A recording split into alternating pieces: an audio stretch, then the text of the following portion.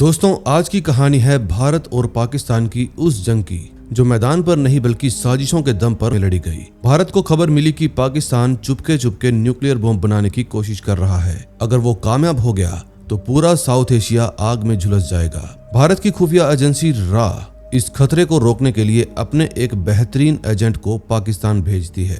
वो एजेंट अपने परिवार और अपनी पहचान से ऊपर उठकर सिर्फ देश के लिए जीता है। लेकिन जासूसी की दुनिया इतनी आसान भी नहीं होती। यहाँ भरोसा सबसे बड़ा झूठ होता है। दोस्ती और दुश्मनी पल भर में बदल जाती है। सारे जहां से अच्छा सिर्फ एक सीरीज नहीं बल्कि एक गुमनाम हीरो की दास्तां है, जिन्होंने अपनी जान दांव पर लगाकर भारत को न्यूक्लियर बॉम्ब के हमले से बचाया।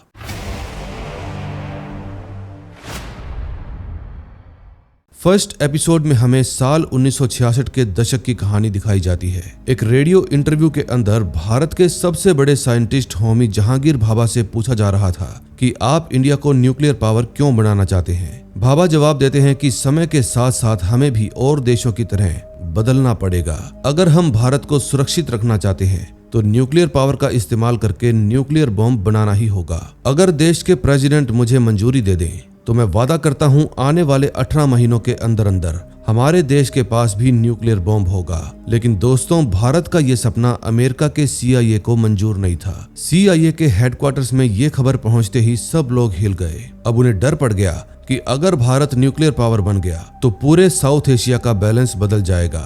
CIA में काम करने वाले ऑफिसर जेम्स ने अपने हेड लैंगली को समझाया कि भारत को न्यूक्लियर पावर बनने से रोकने के लिए हमें भाभा को मारना होगा। फिर लैंगली जेम्स को इस मिशन की मंजूरी दे देता है। ये है विष्णु शंकर, जो एक इंटेलिजेंस ऑफिसर है। इसको अपने खबरी के जरिए अप्रैल फ्रोस्ट नाम की एक औरत के बारे में पता चलता है। दरअसल अप्रैल अमेरिका की एक अंडरकवर एजेंट है जो भारत की हर एक खुफिया जानकारी जेम्स तक पहुंचाती है। फिर विष्णु उसके घर में जाकर उसकी डायरी में से एक कागज चुरा लेता है जिसमें भारत से जुड़ी खुफिया जानकारी लिखी हुई थी। उस कागज में लिखे मैसेज को डिकोड करने के बाद विष्णु को पता चलता है कि अप्रैल ने जेम्स को भाभा की सारी ट्रैवलिंग डिटेल्स बता दी है। फिर विष्णु समझ जाता है कि जेम्स बेरूत में भाभा के ऊपर हमला करने वाला है। फिर वो फौरन अपने हेडक्वार्टर में जाकर चीफ को सारी बात बता देता है। फिर चीफ उसको बेरूत से निकलने वाली सारी फ्लाइट रोकने की इजाजत देते हैं। तभी विष्णु अपने साथियों को कहता है कि हमारे पास बेरूत की फ्लाइट को रोकने का ऑर्डर है,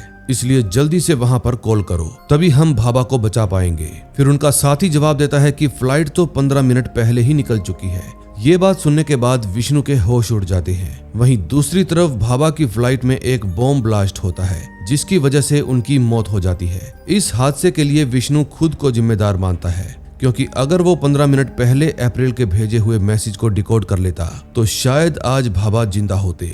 अब विष्णु मान रहा था कि भाभा के मरने की वजह से भारत का न्यूक्लियर पावर बनने का सपना अधूरा रह गया। लेकिन दोस्तों, यहीं से शुरुआत होती है भारत की सबसे खतरनाक खुफिया एजेंसी रा की। इस एजेंसी को शुरू करने का जिम्मा उठाते हैं मिस्टर RN काओ। उन्होंने विष्णु की हेल्प से भारत के चारों तरफ खासकर पाकिस्तान और चाइना जैसे पड़ोसियों पर निगरानी रखना शुरू कर दिया। रा की जानकारी और नेटवर्किंग इतनी स्ट्रॉन्ग निकली कि उसने 1971 के भारत पाकिस्तान वॉर में भारत को ऐतिहासिक जीत दिलाने में अहम भूमिका निभाई। इस जीत ने पाकिस्तान को हिला कर रख दिया।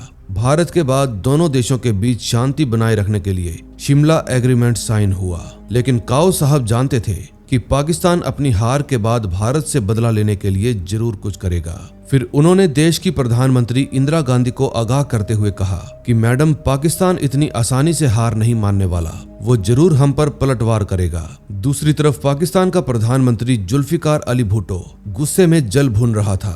तभी रात के समय भुट्टो अपने दोस्त अजीज से बात करते हुए कहता है कि मैं तुमसे वादा करता हूँ आज के बाद भारत हमसे कभी भी नहीं जीतेगा। अब वो लोग ऐसा क्या करने जा रहे थे, इसके बारे में आपको आगे पता चलेगा।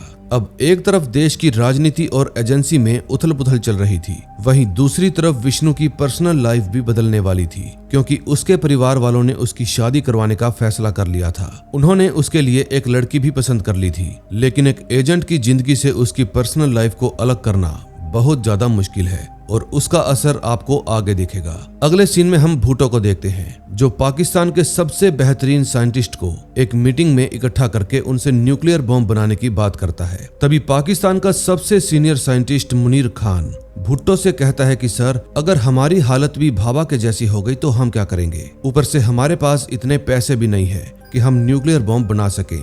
फिर भुट्टो सभी को कहता है कि तुम लोग पैसों की चिंता मत करो, मैं इसका इंतजाम कर लूंगा। और बात रही तुम लोगों की हिफाजत की, तो उसके लिए मैंने पाकिस्तान के सबसे काबिल ऑफिसर मुर्ताजा मलिक को चुना है। और हाँ, उसने अभी से ही पाकिस्तान में छुपे दूसरे देशों के एजेंट्स को मारना शुरू कर दिया। अगले सीन में हम पाकिस्तान आर्मी के सीनियर ऑफिसर नुशाद अहमद को देखते हैं। पाकिस्तान आर्मी में रहते हुए नुशाद भारत की एजेंसी रॉ के लिए काम किया करता था। वो विष्णु को जानकारी देता है कि मुर्ताजा मलिक दूसरे देशों से आए एजेंट्स को पाकिस्तान से साफ कर रहा है। उसने अभी तक 2 CIA, 3 KGB और 4 मोसाद के एजेंट्स को मार गिराया है। फिर विष्णु फौरन इस बारे में काओ साहब को बताता है। काओ साहब कहते हैं कि अगर पाकिस्तान वाले इतने सारे ऑफिसर्स को एक साथ मार रहे हैं तो जरूर इसके पीछे कोई बड़ी वजह होगी, हमें उसके बारे में पता लगाना होगा। फिर विष्णु कहता है, सर आप इसकी चिंता मत कीजिए, मैं पता लगा लूंगा कि आखिर इस वक्त भुट्टो साहब किस काम में बिजी हैं। फिर वो अखबार, रेडियो और अपने हर एक पॉसिबल सोर्स के जरिए जानकारियां जुटाने लगता है। दूसरी तरफ भुट्टो का साथी उसे बताता है कि हमारे पड़ोसी देश बहरीन और यमन ने हमको न्यूक्लियर प्रोजेक्ट के लिए पैसे देने से मना कर दिया।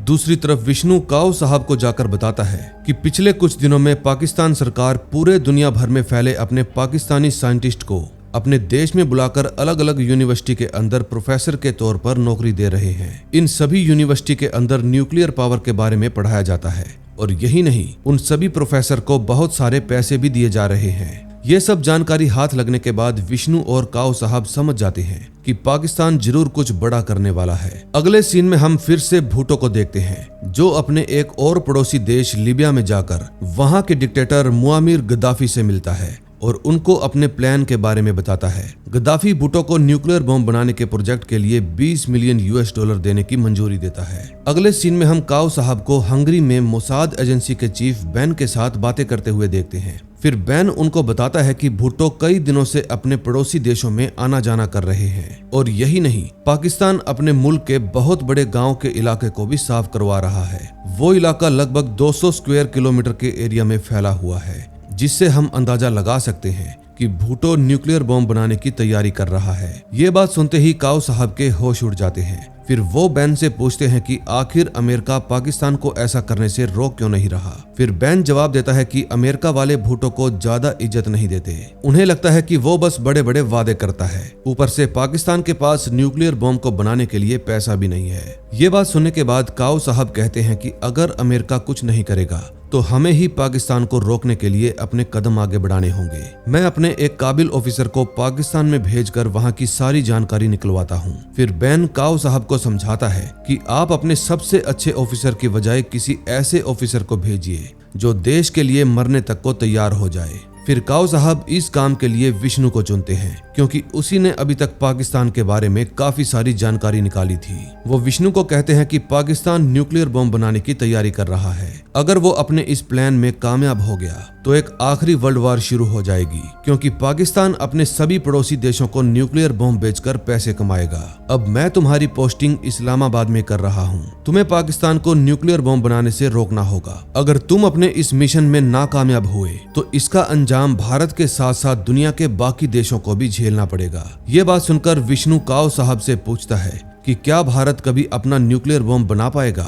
फिर काओ साहब उसको कहते हैं कि तुम इसकी चिंता मत करो, अगर भारत न्यूक्लियर बॉम्ब बनाने की सोचेगा तो मुझे पता चल ही जाएगा। अभी तुम अपने मिशन और शादी पर ध्यान दो। मेरे हिसाब से तुम्हें शादी के बाद अपनी पत्नी को भी इस्लामाबाद ले जाना चाहिए, क्योंकि अगर तुम अपनी फैमिली के साथ जाओगे तो वहाँ के लोग तुम पर शक नहीं करेंगे। फिर कुछ दिनों बाद विष्णु की शादी हो जाती है। फिर वो अपनी पत्नी मोहिनी को बताता है कि मेरा ट्रांसफर इस्लामाबाद में हो गया है, तुम्हें भी मेरे साथ चलना होगा। ये बात सुनकर मोहिनी उसकी बात मान लेती है। अगले सीन में हम देखते हैं नुशाद और मुर्ताजा एक फैमिली फंक्शन में आए हुए थे। वहां मुर्ताजा नुशाद को आगाह करता है कि तुम्हें भी सभी इंटेलिजेंस एजेंसी से बचकर रहना होगा, क्योंकि तुम पाकिस्तान आर्मी के सीनियर ऑफिसर हो और इसी के साथ भुट्टो साहब के करीबी भी। फिर नुशाद कहता है तुम मेरी चिंता मत करो, मैं सब कुछ संभाल लूंगा, बस तुम भुट्टो साहब के न्यूक्लियर बॉम्ब बनाने के सपने पर ध्यान दो। अगले सीन में हम देखते हैं विष्णु काओ साहब से मिलने के लिए जाता है। फिर वो विष्णु को उसका और उसकी वाइफ मोहिनी का पासपोर्ट देते हैं और बताते हैं कि अब तुम्हारे पास पाकिस्तान जाने के सारे लीगल डॉक्यूमेंट्स हैं, लेकिन फिर भी तुम एक बात का ध्यान रखना कि वो लोग तुम पर हर वक्त नजर रखेंगे और तुम्हारी जान हर वक्त खतरे में रहेगी, इसलिए तुम्हें हमेशा चौकन्ना रहना पड़ेगा। फिर विष्णु अपनी वाइफ मोहिनी को लेकर पाकिस्तान एयरपोर्ट पर पहुंच जाता है और वहां पर कदम रखते ही विष्णु को समझ में आ जाता है कि उसका ये मिशन बहुत ज्यादा कठिन होने वाला है, क्योंकि जो कार उसे एयरपोर्ट से लेने आई थी उस पर किसी ने बहुत बड़े अक्षरों में लिखा हुआ था कि हम तुम पर हमेशा नजर रखेंगे। दूसरी तरफ मुर्ताजा अपने आदमियों के साथ लीबिया से भेजे हुए पैसों को गिन रहा था और इसी के साथ फर्स्ट एपिसोड का एंड हो जाता है। अब नेक्स्ट एपिसोड में देखेंगे क्या होता है। सेकंड एपिसोड की शुरुआत होती है पाकिस्तान से, जहां मुर्ताजा अपने आदमियों के साथ मिलकर एक खुफिया एजेंट जुनैद खान को पकड़ लेता है। अपनी जान बचाने के लिए जुनैद मुर्ताजा को बताता है कि पाकिस्तान आर्मी का एक सीनियर ऑफिसर भारत की रॉ एजेंसी के लिए काम करता है। मुर्ताजा कहता है कि मुझे उस ऑफिसर का नाम बताओ। फिर जुनैद जवाब देता है कि मुझे उसका नाम नहीं पता।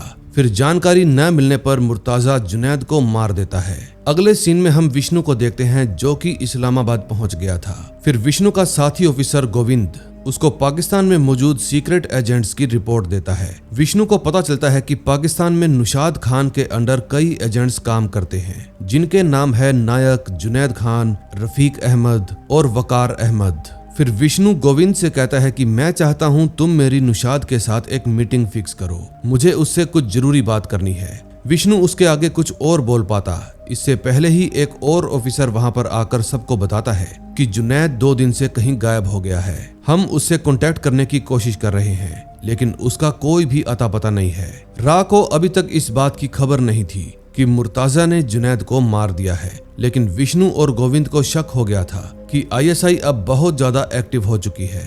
फिर गोविंद विष्णु को सलाह देता है कि तुम्हारा इस वक्त पाकिस्तान में नुशाद से मिलना ठीक नहीं है, लेकिन विष्णु रुकने वाला नहीं था। वो नुशाद से मिलने के लिए हंगरी पहुंच जाता है। फिर वो नुशाद को साफ साफ धमकी देते हुए कहता है कि अगर तुमने पाकिस्तान के न्यूक्लियर फैसिलिटी की लोकेशन मुझे नहीं बताई तो मैं तुम्हारा राज आईएसआई को बता दूंगा, लेकिन अगर तुमने मेरा ये काम कर दिया तो रो तुम्हारी पहचान को बदलकर तुम्हें तुम्हारे परिवार के साथ पाकिस्तान से बाहर एक सुरक्षित जगह पर भेज देगा।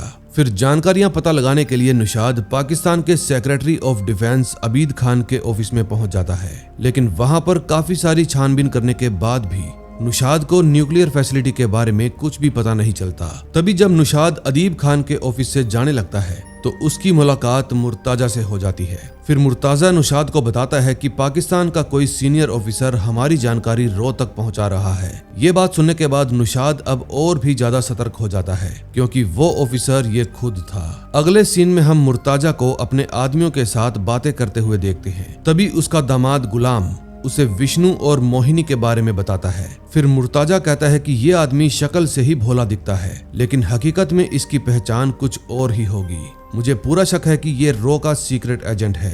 फिर वो गुलाम को ऑर्डर देता है कि तुम विष्णु पर सख्त नजर रखना। तभी कुछ देर बाद हम विष्णु को देखते हैं जब वो बाजार से मोहिनी के साथ घर का सामान लेकर अपनी गाड़ी के पास पहुंचता है तो उसके होश उड़ जाते हैं, क्योंकि किसी ने उसकी गाड़ी का शीशा तोड़कर अंदर एक मरा हुआ चूहा फेंक दिया था।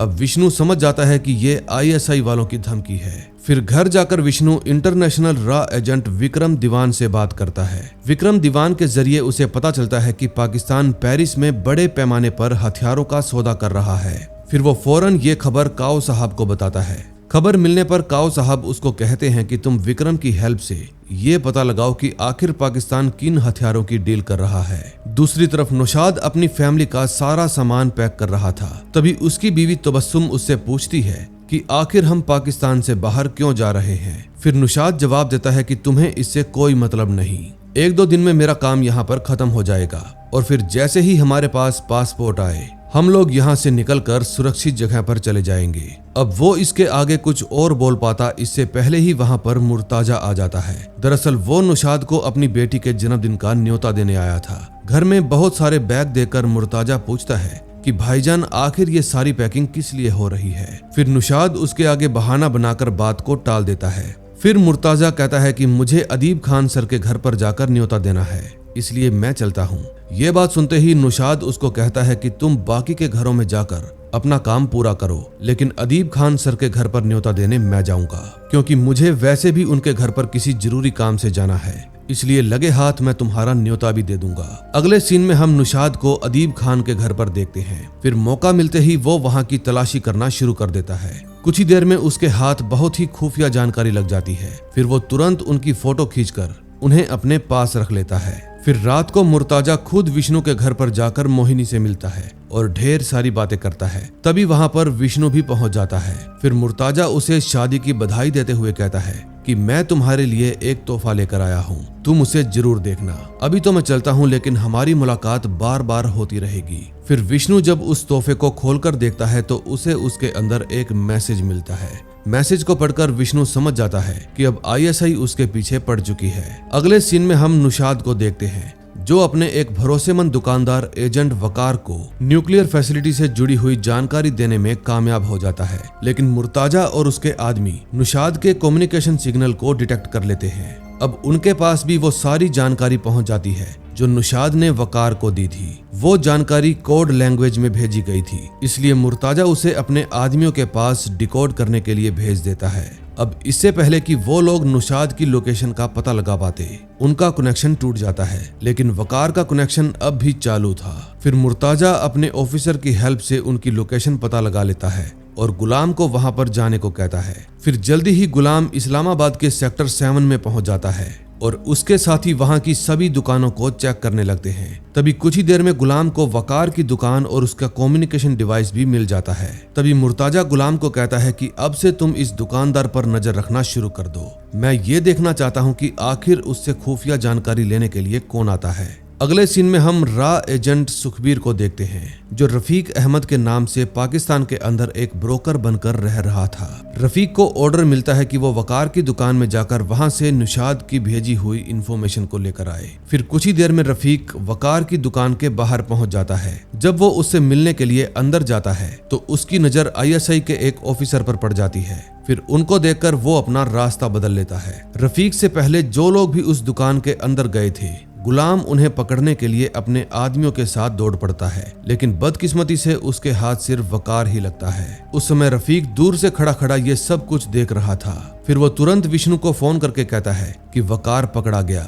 ये बात सुनते ही विष्णु के होश उड़ जाते हैं, क्योंकि जो जानकारी उसको चाहिए थी वो सिर्फ वकार के जरिए ही मिल सकती थी।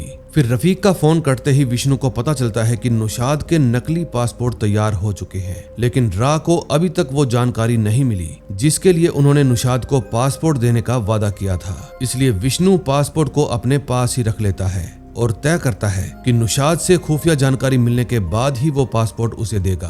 तभी गोविंद उसे रोकता है और कहता है कि रा के लिए नुशाद अब रिस्क बन चुका है, इसलिए तुम्हारा उससे पाकिस्तान के अंदर मिलना खतरे से खाली नहीं है। फिर विष्णु जवाब देता है कि नुशाद ने इतने सालों तक अपनी जान पर खेलकर भारत के लिए काम किया है, इसलिए वो आजादी का हकदार है। अगले सीन में हम गुलाम को देखते हैं। वो नुशाद के भेजे हुए कोड को डिकोड करके खुफिया जानकारी का पता लगा लेता है। तभी मुर्ताजा को जब उस जानकारी के बारे में पता चलता है तो वो भी हैरान रह जाता है, क्योंकि उसके बारे में सिर्फ 4 लोगों को ही पता था।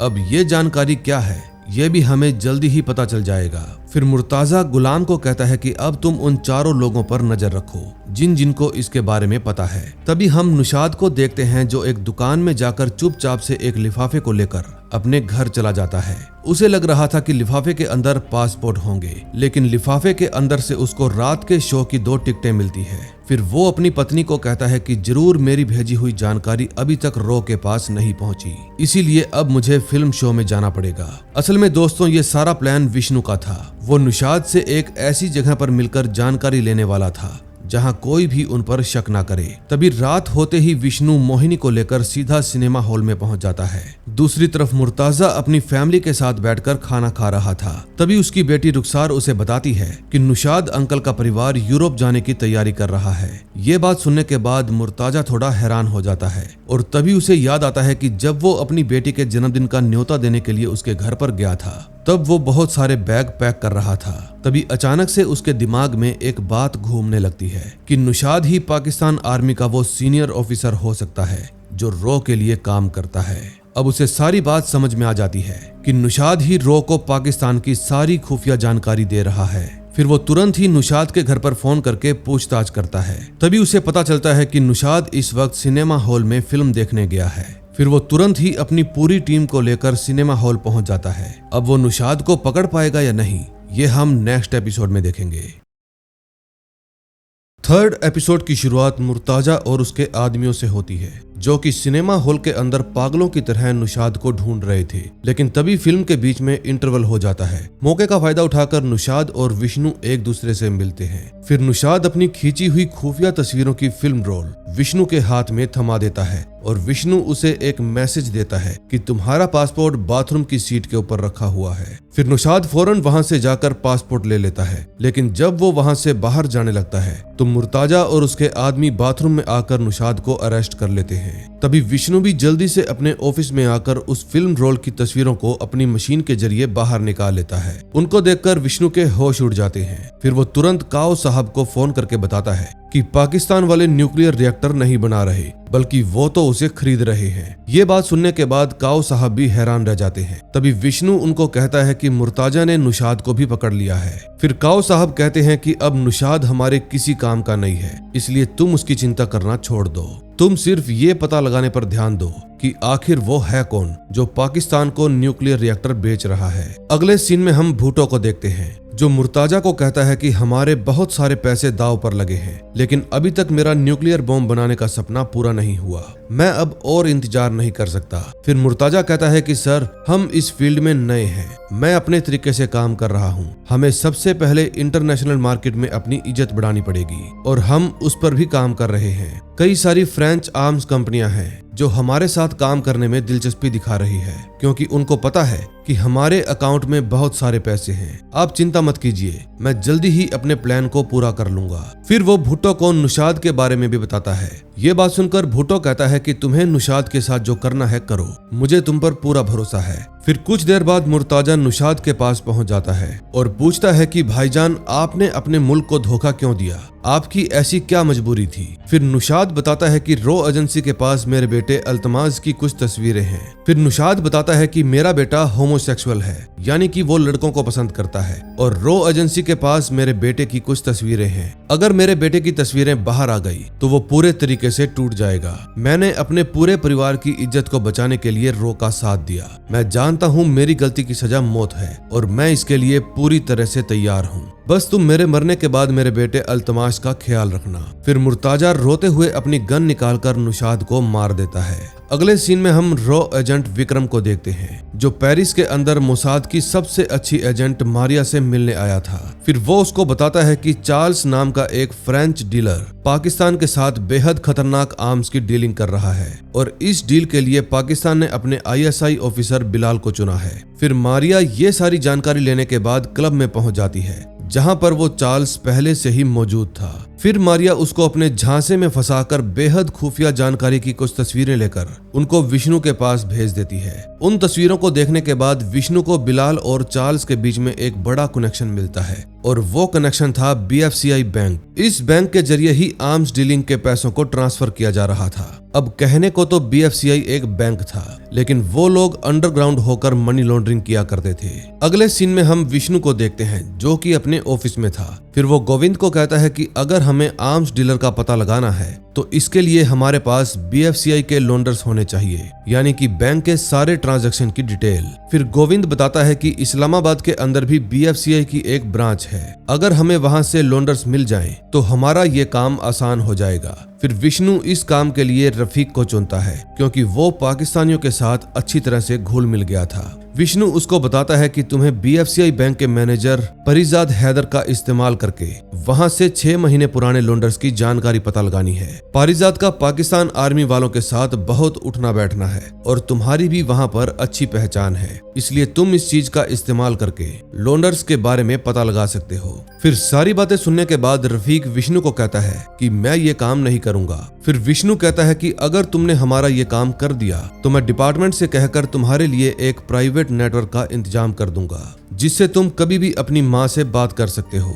ये बात सुनकर रफीक काम करने के लिए मान जाता है। फिर अगले दिन वो आर्मी के लेफ्टिनेंट कर्नल रिजवान के पास पहुंच जाता है। दरअसल रिजवान हमेशा ही अपने काले पैसों को सफेद करवाने के लिए रफीक के पास आया करता था, इसलिए इन दोनों की अच्छी दोस्ती थी। फिर रफीक उनको कहता है कि भाईजान, आपकी BFCI बैंक मैनेजर परिजात के साथ काफी अच्छी जान पहचान है, क्या मुझे उस बैंक के लोंडर्स मिल सकते हैं? फिर रिजवान कहता है कि ठीक है, मैं पारिजात से बात करता हूँ, कुछ पैसे ले देकर तुम्हारा काम हो जाएगा। तभी अगले सीन में हम काऊ साहब को देखते हैं, जो विष्णु को फोन करके फातिमा खान नाम की एक जर्नलिस्ट के बारे में बताते हैं। वो जर्नलिस्ट पाकिस्तान के अंदर रहकर वहां पर हो रहे गलत कामों के ऊपर आए दिन खबरों में लिखती रहती थी। फिर काऊ साहब विष्णु को कहते हैं कि हमें फातिमा खान को अपनी एजेंसी के लिए हायर करना होगा, क्योंकि वो एक बहुत ही ईमानदार जर्नलिस्ट होने के साथ साथ मुनीर खान की भतीजी भी है। दोस्तों, मुनीर खान वही है जो पाकिस्तान का सबसे अच्छा न्यूक्लियर साइंटिस्ट है, और बस यही एक कारण है कि पाकिस्तान का कोई भी ऑफिसर फातिमा को अखबार में कुछ भी छापने से रोकता नहीं।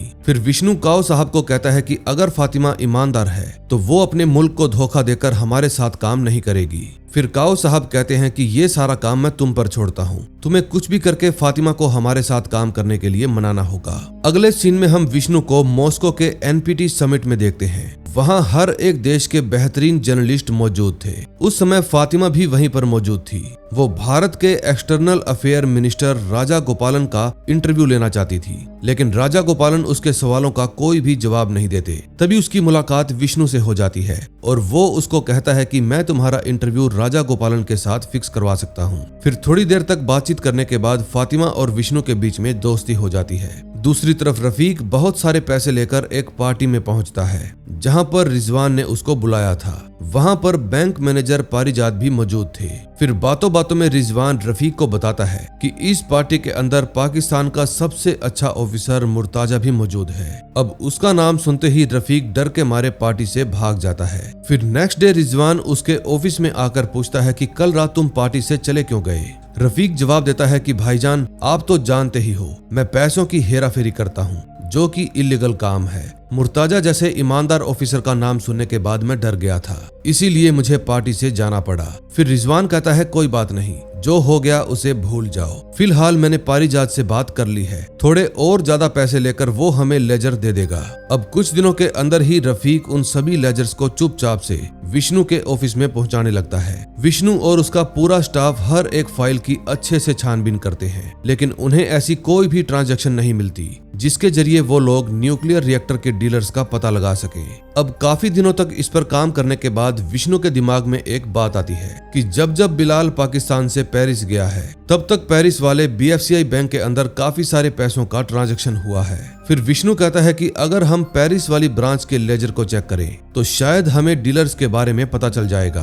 अब वो इस काम के लिए विक्रम को चुनता है। फिर विक्रम मारिया और अपने दूसरे नए साथियों के जरिए BFCI बैंक के अंदर से डिटेल्स लाने में कामयाब हो जाता है। तभी विष्णु को पता चलता है कि वो सारा पैसा पहले से ही शेल कंपनीज में डाला गया है, यानी कि ऐसी कंपनी जो सिर्फ कागजों में ही रजिस्टर्ड है, उनका मार्केट के अंदर कोई भी काम नहीं है और असल में वो कंपनियां है ही नहीं, यानी कि ऐसी कंपनी जो सिर्फ कागजों में ही मौजूद है, हकीकत से उनका कोई लेना देना नहीं है। फिर वो सारा पैसा शेल कंपनियों के जरिए HGN नाम की एक बहुत बड़ी कॉरपोरेशन के अंदर डाला जाता है। फिर वो ये सारी बात काऊ साहब को बताता है। फिर काऊ साहब विष्णु को कहते हैं कि HGN एक फ्रेंच बेस्ड कंपनी है जो न्यूक्लियर टेक्नोलॉजी बनाने का काम करती है। इसी कंपनी ने न्यूक्लियर बनाने के लिए चाइना की भी हेल्प की थी। अब ये सारी बातें सुनने के बाद विष्णु कहता है कि सर, हमें इंटरनेशनल प्रेशर डालकर इस डील को रोकना होगा। काऊ साहब कहते हैं ठीक है, मैं प्राइम मिनिस्टर से बात करता हूँ, तब तक तुम किसी ऐसे इंसान को ढूंढो जो हमें पाकिस्तान एटॉमिक एनर्जी कमीशन की सारी जानकारी दे सके।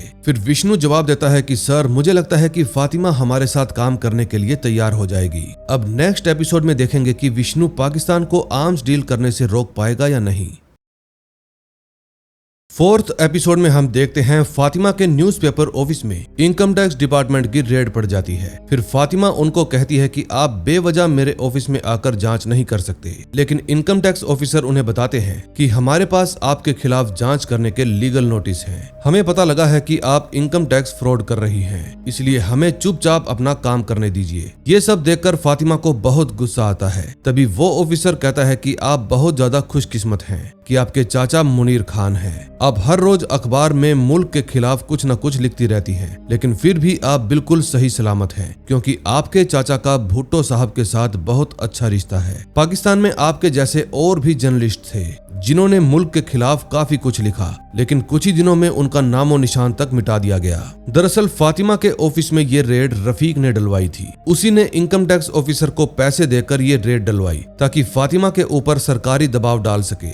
अब इसी दबाव का इस्तेमाल करके विष्णु फातिमा को रॉ एजेंसी में काम करने के लिए मनाने वाला था। दूसरी तरफ रफीक रिजवान के घर पर जाता है क्योंकि वो उसकी बहन नसीम के साथ प्यार करने लगा था। दोनों एक दूसरे के साथ रोमांटिक हो रहे थे, लेकिन तभी वहां पर रिजवान आ जाता है। फिर घर के अंदर आकर वो रफीक को कहता है कि मुझे सारी सच्चाई बता दो कि तुम दोनों के बीच क्या चल रहा है। फिर नसीम जवाब देती है, भाईजान हम दोनों एक दूसरे से प्यार करते हैं। फिर रिजवान रफीक को कहता है, ठीक है मैं तुम दोनों की शादी करवा दूंगा, लेकिन पहले मैं तुम्हारे माँ बाप से मिलना चाहता हूँ। ये बात सुनकर रफीक की हालत खराब हो जाती है। फिर वो घबराई हुई आवाज में रिजवान को कहता है कि भाईजान मैं तो अनाथ हूँ, मेरे माँ बाप बचपन में ही चल बसे थे। रफीक का जवाब सुनकर रिजवान को थोड़ा शक होने लगता है, क्योंकि रफीक ने आज तक अपने माँ बाप के बारे में रिजवान के साथ कभी बातचीत नहीं की और ना ही कभी उसने ये बताया कि उसके माँ बाप मर चुके हैं। फिर रिजवान कहता है, ठीक है मैं नसीम से तेरी शादी करने के बारे में सोचूंगा। दूसरी तरफ विष्णु अपनी वाइफ मोहिनी के साथ पाकिस्तान में हो रहे डिप्लोमेटिक इवेंट में जाता है। वहां पर फातिमा भी मौजूद थी। फिर विष्णु सही मौका देखकर फातिमा को अपने साथ बाहर ले जाकर सारा सच बता देता है और कहता है कि मैं रॉ के लिए काम करता हूँ और मुझे तुम्हारी हेल्प की जरूरत है। ये बात सुनकर फातिमा के होश उड़ जाते हैं। फिर विष्णु उसको ये भी बताता है कि पाकिस्तान न्यूक्लियर बॉम्ब बना रहा है और कुछ ही महीनों में वो अपना ये काम पूरा कर लेगा, लेकिन फातिमा उसकी हेल्प करने से मना कर देती है। फिर विष्णु कहता है कि हम दोनों एक ही रास्ते पर हैं। तुम्हारी तरह मैं भी चाहता हूँ कि देश में शांति बनी रहे। अगर भुट्टो ने न्यूक्लियर बॉम्ब बना लिया तो पूरा पाकिस्तान तबाह हो जाएगा और मैं जानता हूँ कि तुम ऐसा नहीं चाहती। अगर तुम्हारा इरादा बदले तो तुम अपने अखबार के तीसरे पेज पर सबसे नीचे शादी की एक एड छाप देना। मैं समझ जाऊंगा कि तुम रॉ के साथ काम करने के लिए तैयार हो। फिर विष्णु इसके आगे कुछ और बोल पाता, इससे पहले ही वहां पर मोहिनी आ जाती है और मोहिनी को देखते ही विष्णु चुपचाप से इवेंट के अंदर लौट जाता है। अगले सीन में हम काओ साहब को देखते हैं जो भारत की प्राइम मिनिस्टर इंदिरा गांधी को पाकिस्तान की डील के बारे में बता रहा था। फिर काओ साहब कहते हैं, मैडम हमें कुछ भी करके उस डील को रोकना होगा। फिर इंदिरा गांधी कहती है कि तुम फ्रेंच इंटेलिजेंस से बात करके इस मामले को सुलझा क्यों नहीं लेते, लेकिन काओ साहब कहते हैं कि एसजीएन बहुत बड़ी कंपनी है, उनकी गवर्नमेंट तक जान पहचान है, इसलिए हम कुछ भी नहीं कर सकते। फिर इंदिरा गांधी कहती है कि हमें पाकिस्तान के खिलाफ आवाज उठाने के लिए ठोस सबूत चाहिए, लेकिन वो हमारे पास नहीं है। जो सबूत तुमने इकट्ठा किए हैं वो चोरी के थे। अगर मैं उन्हें इंटरनेशनल कमेटी के सामने पेश करूंगी तो इससे हमारे और फ्रेंच के बीच में मतभेद खड़ा हो जाएगा और मैं ऐसा बिल्कुल भी नहीं चाहती। भारत सरकार इस मामले में आधिकारिक रूप से तुम्हारी कोई भी हेल्प नहीं कर सकती, लेकिन अनऑफिशियली तुम इस मामले पर काम कर सकते हो और मैं जानती हूँ कि तुम इसमें माहिर हो। अगले सीन में हम बिलाल को देखते हैं जो एक औरत के साथ इंटीमेट हो रहा था। तभी वहां पर मुर्ताजा भी आ जाता है। उस समय मारिया और विक्रम साथ वाले रूम में बैठकर अपने सीक्रेट डिवाइस के जरिए वहां हो रही सारी बातों को सुन रहे थे। फिर मुर्ताजा रूम में लगे टीवी की आवाज तेज कर देता है ताकि आसपास का कोई भी इंसान उनकी बातों को ना सुन सके। फिर कहता है कि तुम्हारी इन हरकतों की वजह से हमारा पूरा प्लान फेल हो सकता है, क्योंकि जिस औरत के साथ तुम मजे कर रहे हो अगर वो कोई एजेंट निकली तो हमारे प्लान के बारे में सबको पता चल जाएगा, इसलिए तुम ये कुत्ते काम करना बंद कर दो। फिर मुर्ताजा बिलाल को डील की आखिरी इंस्टॉलमेंट देते हुए कहता है कि तुम इसको बिना कोई गलती किए सही जगह पर पहुंचा देना। अगले सीन में हम विष्णु और मोहिनी को देखते हैं जो कि अपने घर पर बैठकर एक दूसरे से बातें कर रहे थे। मोहिनी विष्णु से पूछती है कि तुम काफी दिनों से लेट घर पर आ रहे हो, क्या तुम फातिमा से मिलते हो? दरअसल पार्टी के बाद मोहिनी को ऐसा लगने लगा था कि फातिमा और विष्णु के बीच में कुछ चल रहा है, इसीलिए वो उससे ये सवाल पूछती है, लेकिन विष्णु उसको साफ साफ कह देता है कि मैं सिर्फ काम के सिलसिले में फातिमा से मिलता हूँ, इससे ज्यादा हमारे बीच में कुछ भी नहीं है। लेकिन मोहिनी को विष्णु की बातों पर विश्वास नहीं होता, इसलिए फातिमा को लेकर उन दोनों के बीच में झगड़ा हो जाता है। दूसरी तरफ मुर्ताजा पारिजात के पास जाता है और कहता है, भाईजान भारत के एजेंट्स इस वक्त काफी ज्यादा एक्टिव हो गए हैं, इसलिए आप थोड़ा ध्यान रखिएगा। हमारे बहुत सारे इंटरनेशनल ट्रांजैक्शन आपके BFCI बैंक के जरिए ही हो रहे हैं, उनसे जुड़ी कोई भी जानकारी लीक नहीं होनी चाहिए। आपको जिस पर भी शक हो आप उससे पूछताछ कीजिए। फिर पारिजात समझ जाता है कि हालात बहुत ज्यादा गंभीर है, इसलिए वो रिजवान को कॉल करके अपने बैंक के लेजर्स के बारे में पूछताछ करने लगता है। अब रिजवान को भी समझ में आ गया था कि रफीक जरूर उससे कुछ छुपा रहा है। फिर वो फौरन रफीक को अपने घर बुलाता है और कहता है कि जुम्मे की रात हम तुम्हारे माँ बाप की कब्र पर जाकर उनसे तुम्हारी शादी की दुआएं लेंगे। ये बात सुनने के बाद रफीक घबरा जाता है। फिर वो रिजवान को झूठ कह देता है कि भाईजान जुम्मे की रात किसी काम से मुझे कराची जाना है, इसलिए मैं आपके साथ नहीं आ पाऊंगा। ये बात सुनकर रिजवान का शक और भी बढ़ जाता है। फिर वो उससे सीधा ही लेजर्स के बारे में पूछ लेता है। रफीक किसी भी बात का ठीक ढंग से जवाब नहीं देता, इसलिए रिजवान मुर्ताजा के पास कॉल करने लगता है। अब रफीक के पास कोई भी रास्ता नहीं बचा था, इसलिए वो रिजवान से लड़ने लगता है। लड़ाई के बीच रफीक कहता है कि भाईजान आप चिंता मत कीजिए, मैं नसीम का अच्छे से ख्याल रखूंगा। और इतना कहने के बाद वो बेल्ट निकालकर रिजवान का गला घोंटकर उसे मार देता है। फिर रिजवान को मारने के बाद वो उसको छत से लटका देता है ताकि सभी को ऐसा लगे कि रिजवान ने खुदकुशी की है। फिर वो अपने एक साथी को फोन करके कहता है कि तुम रिजवान के घर पर एक माइक और मोर्स कोड मशीन रख दो ताकि हम रिजवान के ऊपर रा का एजेंट होने का इल्जाम लगा सकें। अब नेक्स्ट एपिसोड में देखेंगे क्या होता है।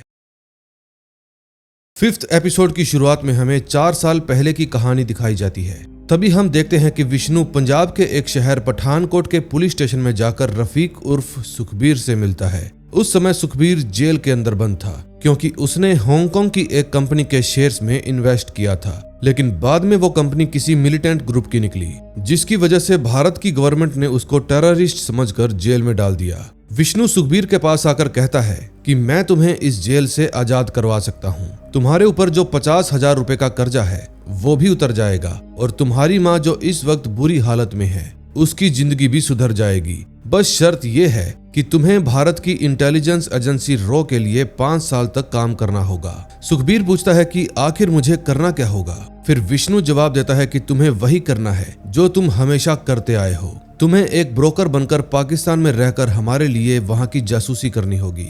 रॉ तुम्हें एक नया नाम और नई पहचान देगी, उसी के जरिए तुम पाकिस्तान में रहोगे। सुखबीर ये काम करना तो नहीं चाहता था, लेकिन अपनी माँ की हालत को देखकर रॉ के लिए जासूस बनने को वो तैयार हो गया। अब कहानी प्रेजेंट में आती है, जहां हम सुखबीर उर्फ रफीक को विष्णु से बातें करते हुए देखते हैं। वो विष्णु को कहता है कि मैं रॉ के लिए आगे तभी काम करूंगा जब तुम मुझसे एक वादा करोगे। तुम्हारा कोई भी आदमी रिजवान की बहन नसीम को रॉ और ISI के झमेले में नहीं घसीटेगा। फिर विष्णु उससे वादा करता है कि मैं ऐसा कुछ भी नहीं करूंगा जिससे नसीम को नुकसान पहुंचे।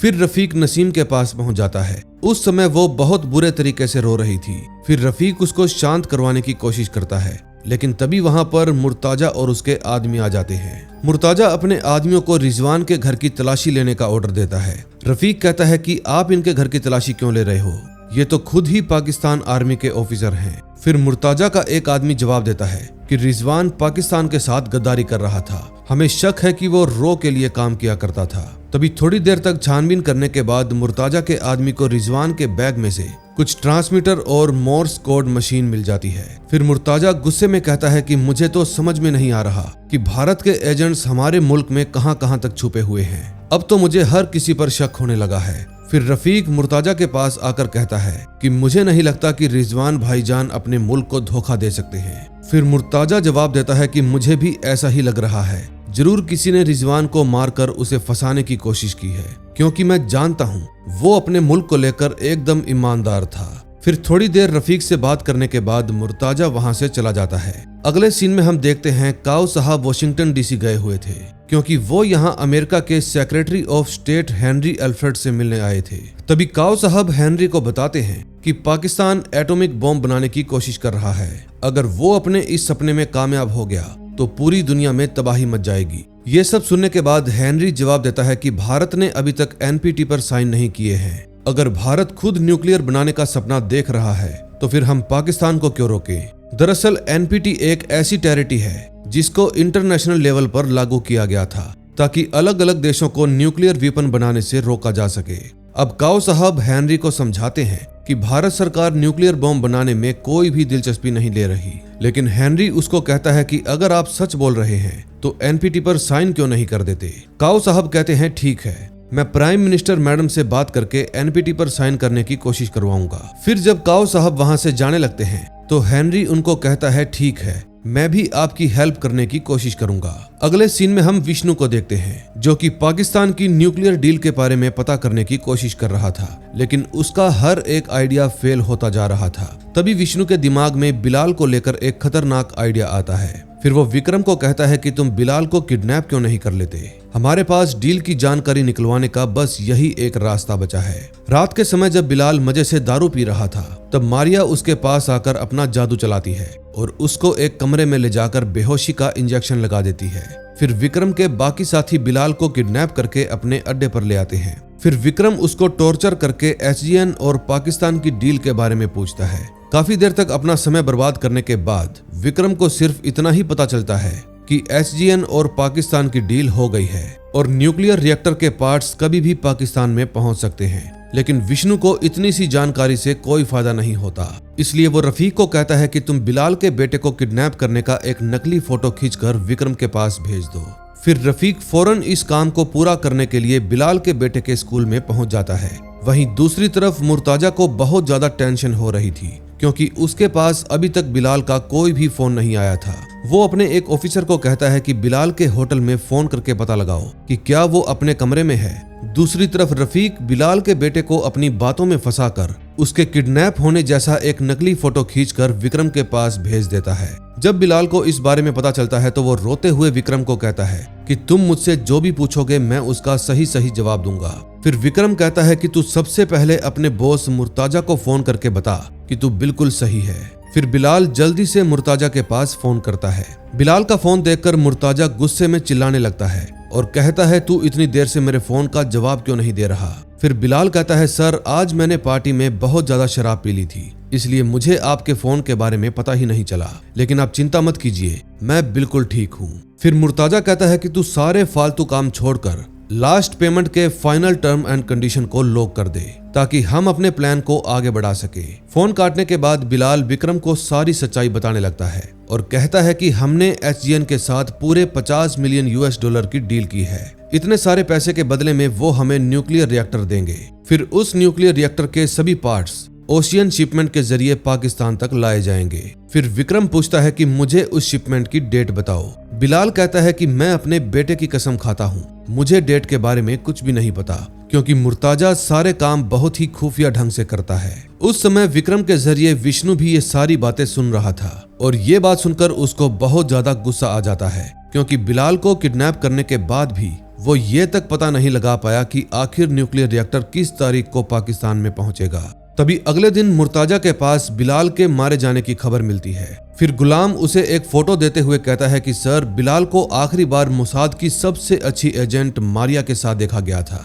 ये बात सुनकर मुर्ताजा समझ जाता है कि रो और मोसाद पाकिस्तान को रोकने के लिए हर संभव कोशिश करेंगे। वहीं दूसरी तरफ हेनरी भुट्टो को कॉल करके चेतावनी देता है कि बिना अमेरिका की मंजूरी के न्यूक्लियर बॉम्ब बनाना पाकिस्तान को भारी पड़ सकता है।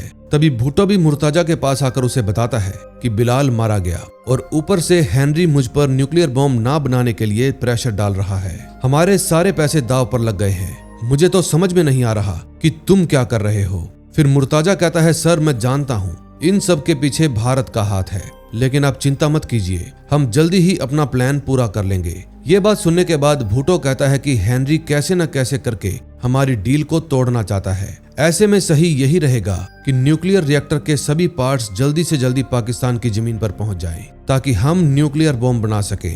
अगले सीन में हम देखते हैं विष्णु को न्यूज़पेपर में फातिमा की एडवर्टीजमेंट मिल जाती है, जिससे वो समझ जाता है कि फातिमा रो के साथ काम करने के लिए तैयार हो गई है। दूसरी तरफ मुर्ताजा भी अपनी चाल चल देता है। वो एसजीएन लैब के 22 ट्रक को तैयार करवाता है, लेकिन उसमें से सिर्फ 3 ट्रक के अंदर ही न्यूक्लियर रिएक्टर के पार्ट्स रखे हुए थे। मुर्ताजा ने ऐसा इसलिए किया ताकि वो रो के आदमियों से न्यूक्लियर रिएक्टर को बचा सके। फिर सभी ट्रक्स फ्रांस के गांव से होते हुए चुपचाप पोर्ट तक पहुंच जाते हैं और वहां से ओशियानिक शिपमेंट के जरिए पाकिस्तान के लिए रवाना हो जाते हैं। लेकिन अब विष्णु के लिए मुसीबतें और बढ़ जाती हैं। अब एक तो वो फ्रेंच टेरिटरी के अंदर कुछ भी नहीं कर सकता था क्योंकि काओ साहब उसे इजाजत ही नहीं देते, और दूसरा उसे समझ में आ जाता है कि मुर्ताजा ने जानबूझकर ओशियानिक शिपमेंट कंपनी के जरिए ही कार्गो बुकिंग की है, क्योंकि वो एक बहुत बड़ी कंपनी है। उस कंपनी के हजारों शिप हर रोज दुनिया भर में सफर करते हैं, जिनको ट्रैक करना बहुत मुश्किल है। विष्णु को यह भी पता चल जाता है कि अगले कुछ दिनों में पाकिस्तान के अंदर किसी भी शिप की डायरेक्ट बुकिंग नहीं हुई है, यानी कि उसके लिए मुसीबतें ही मुसीबतें खड़ी हो गई थी। तभी विनोद उसे बताता है कि शायद मुर्ताजा कराची पोर्ट की जगह पर गद्दानी शिप ब्रेकिंग यार्ड पर न्यूक्लियर रिएक्टर की शिपमेंट लेने वाला है, क्योंकि वहां भी पिछले कुछ दिनों में काफी हलचल देखी गई है। फिर विष्णु कहता है कि हमारे पास सिर्फ एक ही रास्ता है, जैसे ही पाकिस्तान के अंदर न्यूक्लियर रिएक्टर की शिपमेंट पहुंचेगी वैसे ही हमें उस पर हमला करना होगा ताकि हम पाकिस्तान को न्यूक्लियर बॉम्ब बनाने से रोक सके। लेकिन विष्णु के सामने अभी भी एक मुसीबत थी, और वो मुसीबत ये थी कि विष्णु को पता ही नहीं था कि पाकिस्तान में डिलीवरी कब होने वाली है। अब वो इस मुश्किल का हल कैसे निकालेगा, ये हमें लास्ट एपिसोड में पता चलेगा।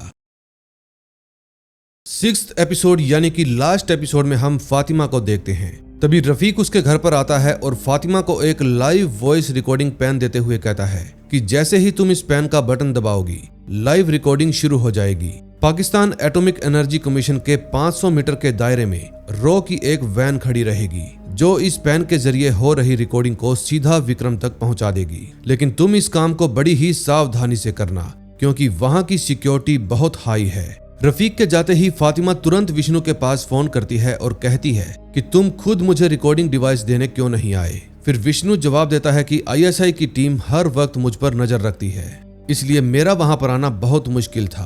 तुम चिंता मत करो, सब कुछ सही तरीके से होगा। अब फातिमा कहती है कि मेरे पास एक ऐसी न्यूज़पेपर हेडलाइन है जिसको पढ़ने के बाद मुनीर चाचा मुझे खुद अपने पास बुलाएंगे और हम जो चाहते हैं वो काम हो जाएगा। अगले सीन में हम पाकिस्तान एटॉमिक एनर्जी कमीशन को देखते हैं, जहां मुनीर खान अपने ऑफिस में बैठकर अखबार पढ़ रहा था। तभी उसे फ्रंट पेज पर फातिमा का एक आर्टिकल नजर आता है जिसमें न्यूक्लियर की फंड रेजिंग के बारे में लिखा हुआ था। उसको देखते ही मुनीर खान के होश उड़ जाते हैं। फिर वो फौरन फातिमा को अपने ऑफिस में बुलाता है। जब फातिमा वहां पर आती है तो उसकी अच्छे से चेकिंग की जाती है, लेकिन किस्मत से वो बिना पकड़े रिकॉर्डिंग डिवाइस को अंदर लाने में कामयाब हो जाती है। फिर मुनीर खान उस पर बहुत चिल्लाता है और कहता है कि तुमने न्यूज़पेपर में ये सब लिखकर बहुत बड़ी गलती कर दी। भुट्टो साहब ने भी इसे पढ़ लिया और अब वो तुम पर बहुत गुस्सा हो रहे हैं। फातिमा जवाब देती है कि मैंने कुछ भी गलत नहीं लिखा, जो भी हो रहा है मैं उसी के बारे में लिखती हूँ। फिर मुनीर खान पूछता है कि तुम्हारे पास इन सब चीजों की जानकारी कहाँ से आई। फिर फातिमा जवाब देती है कि मैं आपको वो नहीं बता सकती, लेकिन मैं जानती हूँ पाकिस्तान क्या करने वाला है। ये सब सुनने के बाद मुनीर खान गुस्से में कहता है कि कल तुम अपने अखबार से इस आर्टिकल को हटवा देना। लेकिन फातिमा उनकी बात पर ज्यादा ध्यान नहीं देती और वहीं पास में रखे पानी के एक गिलास को जानबूझकर गिरा देती है, जिसके कारण कुछ कागज भीग जाते हैं। फिर मुनीर खान जैसे ही उन कागजात को अपने ऑफिस से बाहर लेकर जाता है, फातिमा मौका देखते ही वहां पर रिकॉर्डिंग डिवाइस को ऑन करके रख देती है। अब जब मुनीर खान वापस आता है तो उसकी आवाज एकदम सही तरीके से रिकॉर्डिंग डिवाइस के जरिए विष्णु तक पहुंच रही थी। फिर फातिमा भी जाते जाते मुनीर खान को कहती है कि मैं अपने आर्टिकल को अखबार से नहीं हटाऊंगी, जिसको जो करना है कर ले। फिर अगली सुबह मुर्ताजा अखबार में एक और न्यूज हेडलाइन को देखता है जिसमें फिर से न्यूक्लियर बॉम्ब के बारे में लिखा हुआ था, और इस बार उस आर्टिकल में मुनीर खान के एक इंटरव्यू का फोटो भी छपा था। मुर्ताजा अपने आदमियों को लेकर तुरंत मुनीर खान के ऑफिस में पहुंच जाता है और कहता है कि मैंने आपसे कहा था ना, जब तक न्यूक्लियर रिएक्टर पाकिस्तान में ना पहुंचे तब तक आप किसी भी रिपोर्टर से नहीं मिलेंगे और ना ही किसी को इंटरव्यू देंगे, लेकिन आपने मेरा कहना नहीं माना। फिर मुनीर खान गुस्से में जवाब देता है कि मैंने इंटरव्यू के अंदर कोई भी ऑफिशियल स्टेटमेंट नहीं दी, और वैसे मैं आपका कहना क्यों मानूं? मैं ISI का कोई ऑफिसर नहीं हूं जो हर वक्त तुम्हारी बात सुनता रहे। फिर मुर्ताजा कहता है ये मेरे ऑर्डर्स नहीं बल्कि भुट्टो साहब के ऑर्डर्स हैं, उन्होंने ही न्यूक्लियर प्रोग्राम को सुरक्षित रखने के लिए ऐसा करने को कहा था। फिर मुनीर खान जवाब देता है कि उसका काम तो तुम पहले ही बिगाड़ चुके हो, तुम्हारी वजह से ही सारा प्लान चौपट हुआ है। मुझे नहीं लगता कि 15 तारीख तक तुम उस न्यूक्लियर रिएक्टर को पाकिस्तान में ला पाओगे। इस समय रिकॉर्डिंग डिवाइस के जरिए विष्णु भी ये सारी बातें सुन रहा था। इसलिए उसको डिलीवरी की डेट पता चल जाती है, जो कि 15 मई थी। अब तारीख पता चलने के बाद विष्णु सबसे पहले इस बारे में काओ साहब को बताता है और कहता है कि सर, आप बस एक दिन के लिए मुझे अपने तरीके से काम करने दीजिए। मैं वादा करता हूँ कि पाकिस्तान न्यूक्लियर बॉम्ब बनाने का सपना भूल जाएगा। फिर वो काओ साहब को ये भी बताता है कि न्यूक्लियर रिएक्टर अलग अलग पार्ट्स में आ रहा है, इसलिए उसे ब्लास्ट करना बहुत ज्यादा आसान है। इस काम के लिए विष्णु ने पहले से ही एक टीम बना रखी थी, जिसके अंदर वेपन एक्सपर्ट, शार्प शूटर और एक्सप्लोजिव एक्सपर्ट शामिल थे। फिर विष्णु काओ साहब को सारी जानकारी देने के बाद उनसे इस काम के लिए परमिशन मांगता है। अब काओ साहब को भी विष्णु पर पूरा भरोसा था, इसलिए वो उसकी बात मान लेते हैं। फिर नेक्स्ट डे विष्णु रफीक को लेकर बाकी सभी के साथ गद्दानी पोर्ट पर पहुंच जाता है, जहां पर न्यूक्लियर रिएक्टर की डिलीवरी होने वाली थी। विष्णु सभी को कहता है कि हमें बहुत ज्यादा सावधान रहना होगा, क्योंकि मुर्ताजा ने पोर्ट की सिक्योरिटी हाई कर दी है। तभी रफीक बताता है कि यहाँ पर लगभग 50 से 60 आर्मी ट्रक्स घूम रहे हैं, और ऐसे में हम उन ट्रक्स को कैसे ढूंढ पाएंगे जिनके अंदर न्यूक्लियर रिएक्टर रखा जाएगा। फिर विष्णु का एक साथी यासीर कहता है कि हमारे पास दो ही रास्ते हैं, या तो हमें सीधा ही शिप पर हमला करना होगा, या फिर किसी ऐसी जगह को ढूंढना होगा जहां पर ISI की सिक्योरिटी सबसे कम हो, वहीं पर हम ट्रक के ऊपर हमला कर सकते हैं। विष्णु कहता है कि हम इन सब के बारे में बाद में बात करेंगे, फिलहाल तुम लोग ये बात याद रखना कि इस मिशन को पूरा करने के लिए बस हम ही लोग हैं। हमारे पास कोई और बैकअप टीम नहीं है जो मुसीबत आने पर हमको बचाएगी, इसलिए न्यूक्लियर रिएक्टर को ब्लास्ट करने तक हमें एक एक कदम फूक फूक कर रखना होगा, बड़ी ही सावधानी से। फिर विष्णु रफीक को कहता है कि तुम 45 किलो एक्सप्लोजिव का इंतजाम कर लेना, क्योंकि 3 से 4 ट्रक को ब्लास्ट करने में इतना ही एक्सप्लोजिव लगेगा। सारी बातें खत्म होने के बाद विष्णु अपने घर पर वापस आ जाता है और अगली सुबह घर से जाते वक्त मोहिनी से माफी मांगता है, क्योंकि उसने अपने काम के चक्कर में मोहिनी को एकदम अकेला छोड़ दिया था। मोहिनी विष्णु के हाव भाव देखकर समझ जाती है कि वो अपने देश के लिए कुछ ऐसा करने जा रहा है जिसमें उसकी जान भी जा सकती है। फिर विष्णु मोहिनी को आखिरी अलविदा कहते हुए घर से बाहर निकल जाता है। अगले सीन में हम मुर्ताजा को देखते हैं, जिसके पास उसके आदमी आकर बताते हैं कि विष्णु 2 दिन से कहीं पर गायब हो गया है। हमने हर जगह उसको ढूंढने की कोशिश की, पर वो हमें कहीं भी नहीं मिला। फिर मुर्ताजा गुस्से में कहता है कि तुम लोग पाकिस्तान के हर एक चेक पोस्ट पर उसकी फोटो पहुंचा दो और जितनी जल्दी हो सके उसको ढूंढो। फिर वो गुलाम को कहता है कि हम आज ही गद्दानी पोर्ट के लिए निकलेंगे। मैं वहां जाकर खुद अच्छे से सिक्योरिटी चेक करूंगा। इस बार कोई भी गलती नहीं होनी चाहिए, क्योंकि हमारे पास आखिरी मौका है। अगले सीन में हम विष्णु और उसके साथियों को देखते हैं, जो कि 14 मई को गद्दानी पोर्ट के नीचे बने अंडरग्राउंड टनल में जाकर चेक करते हैं कि वहां पर एक्सप्लोजिव लगाना सही रहेगा या नहीं। फिर विष्णु सभी को बताता है कि सभी ट्रक्स इसी रास्ते के जरिए शहर के अंदर दाखिल होंगे, इसलिए हमें सही मौके का इंतजार करके यहाँ पर ब्लास्ट करना होगा। कोई भी गलती नहीं होनी चाहिए, क्योंकि यहाँ से भागने के बस कुछ ही रास्ते हैं, लेकिन वहाँ पर पहले से ही ISI के ऑफिसर तैनात होंगे। सब कुछ समझाने के बाद विष्णु अपने साथियों को कहता है कि हम कल यहाँ पर 5 बजे आकर सारे एक्सप्लोजिव लगा देंगे। फिर जब वो सभी लोग टनल से जा रहे थे तो विष्णु रफीक को कहता है कि ये तुम्हारा आखिरी मिशन है। इसके खत्म होते ही तुम्हें और नसीम को एक नए नाम और पहचान के साथ किसी सुरक्षित जगह पर भेज दिया जाएगा। ये बात सुनकर रफीक बहुत ज्यादा खुश हो जाता है। फिर अगले दिन यानी कि 15 मई की तारीख को गुलाम ISI ऑफिसर्स की 3 टीम बनाकर पोर्ट के लिए रवाना हो जाता है। वहीं दूसरी तरफ मुर्ताजा ओशियानिक शिपमेंट का इंतजार कर रहा था। तभी थोड़ी ही देर में वो शिप गद्दानी पोर्ट पर पहुंच जाती है। शिप को देखकर मुर्ताजा के चेहरे पर एक अलग ही खुशी छा जाती है, क्योंकि आज उसका न्यूक्लियर रिएक्टर को लाने का प्लान पूरा होने वाला था। दूसरी तरफ विष्णु अपने साथियों को बताता है कि 2 घंटे के अंदर अंदर शिप से न्यूक्लियर रिएक्टर के पार्ट्स ट्रक में लोड होना शुरू हो जाएंगे, इसलिए हमें जल्दी ही एक्सप्लोजिव लगाने होंगे। फिर सभी लोग एक एक करके हर एक जगह पर एक्सप्लोजिव लगाना शुरू कर देते हैं, लेकिन तभी पाकिस्तानी आर्मी के कुछ ऑफिसर्स वहां की चेकिंग करने के लिए आ जाते हैं। फिर विष्णु जल्दी से अपने सभी लोगों के साथ वहां पर छुप जाता है, लेकिन इसी भागदौड़ के बीच एक तार वहीं जमीन पर पड़ा रह जाता है। जब पाकिस्तानी ऑफिसर अंदर आते हैं तो उनकी नजर उस तार पर पड़ जाती है और वो समझ जाते हैं कि यहाँ पर जरूर कुछ गड़बड़ है। फिर मजबूरी में विष्णु के लोग उन ऑफिसर्स पर हमला कर देते हैं। तभी बाहर खड़ा एक ऑफिसर जल्दी से मुर्ताजा को वहां के हालातों के बारे में बताता है। मुर्ताजा कहता है कि तुम वहां पर जो कुछ भी हो रहा है उसकी जानकारी मुझे देते रहो, लेकिन इससे पहले कि वो ऑफिसर कुछ और बोल पाता, रफीक उसे ठोक देता है। फिर विष्णु अपने सभी आदमियों को बताता है कि मुर्ताजा को हमारे बारे में पता चल गया है, इसलिए अब हम एक्सप्लोजिव की बजाय डायरेक्ट शिप पर जाकर हमला करेंगे। अब विष्णु और रफीक को छोड़कर बाकी के 3 लोग पाकिस्तानी ऑफिसर्स की वर्दी पहन लेते हैं ताकि आईएसआई उन्हें पहचान ना पाए। विष्णु का एक साथी उनको कहता है कि तुम और रफीक यहीं पर रुको, हम तीनों शिप पर जा रहे हैं और वहां जाकर हम न्यूक्लियर रिएक्टर को ब्लास्ट कर देंगे। असल में दोस्तों वो लोग ऐसा इसलिए बोल रहे थे क्योंकि मुर्ताजा ने रफीक और विष्णु का चेहरा देखा हुआ था, इसलिए अगर वो उन लोगों को शिप पर देख लेता तो बात वहीं पर बिगड़ जाती। अब वो तीनों शिप के लिए रवाना हो जाते हैं। दूसरी तरफ रफीक विष्णु को कहता है कि तुम वॉच टावर पर जाकर उन तीनों की निगरानी करो, मैं अपने रास्ते जा रहा हूँ। अब रफीक किधर जाने की बात कर रहा था ये आपको थोड़ी ही देर में पता चल जाएगा। अगले सीन में हम विष्णु के 3 दोस्तों को देखते हैं जो बहुत ही सावधानी से शिप की तरफ बढ़ रहे थे। तभी मुर्ताजा का एक आदमी उनमें से 2 लोगों को देख लेता है और फिर वो उनसे उनकी आईडी मांगता है। जब वो आईडी दिखा रहे थे तो उनका तीसरा साथी पीछे से आकर मुर्ताजा के आदमी पर हमला कर देता है। अब उन लोगों में लड़ाई शुरू हो जाती है और इसी लड़ाई की वजह से पाकिस्तानी ऑफिसर गोली लगने की वजह से मारा जाता है। गोली की आवाज सुनकर मुर्ताजा गुलाम की टीम को कहता है कि तुम लोग जाकर चेक करो कि आखिर माजरा क्या है और बाकी की सभी टीमों को शिप की सुरक्षा के लिए भेज दो। तभी बाकी की टीमें जब शिप की सुरक्षा के लिए जाने लगती हैं तो विष्णु के तीनों साथी उनके बीच में शामिल होकर शिप में घुस जाते हैं और जैसे ही शिप के अंदर जाते हैं वहां गोलीबारी शुरू हो जाती है। अब फिर से गोली की आवाज सुनकर गुलाम अपनी टीम को फौरन शिप में जाने का ऑर्डर देता है। दूसरी तरफ विष्णु के तीनों साथी न्यूक्लियर रिएक्टर वाले कंटेनर को ढूंढकर उसमें एक्सप्लोजिव लगा देते हैं, लेकिन इससे पहले कि वो फट पाता वहां पर गुलाम की टीम पहुंच जाती है और उन तीनों पर गोलियां बरसानी शुरू कर देती है।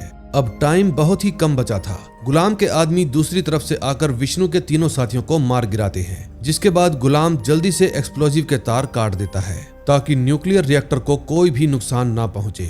उस समय विष्णु वॉच टावर पर खड़ा ये सब कुछ देख रहा था। फिर वो तुरंत रफीक को फोन लगाकर बताता है कि तुम्हारे तीनों साथी मारे गए। अब कहानी कुछ घंटे पीछे जाती है जहां हमें पता चलता है कि रफीक ने पहले से ही एक बैकअप प्लान बना लिया था।